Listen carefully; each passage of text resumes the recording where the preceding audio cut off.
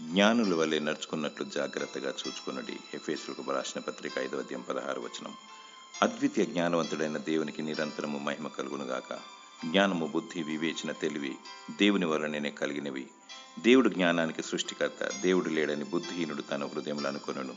మీ మట్టుకు మీరు పూర్ణ జాగ్రత్త గలవారై మీ విశ్వాసం నందు సద్గుణమును, సద్గుణమునందు జ్ఞానమును, జ్ఞానమునందు ఆశా నిగ్రహమును, ఆశా నిగ్రహమునందు సహనమును, సహనమునందు భక్తిని, భక్తి యందు సహోదర ప్రేమను, సహోదర ప్రేమ యందు దయను అమర్చుకొనుడి. సొలొమోను రాజు దేవుని యొద్ద నుండి జ్ఞానాన్ని కోరుకున్నాడు. సర్వ ప్రపంచములో ఉన్న జ్ఞానవంతులు ప్రపంచానికి ముప్పు తీసుకొస్తున్నారు. అది సరి అయిన జ్ఞానం కాదు. ఇతరులను బ్రతికించినదే జ్ఞానము.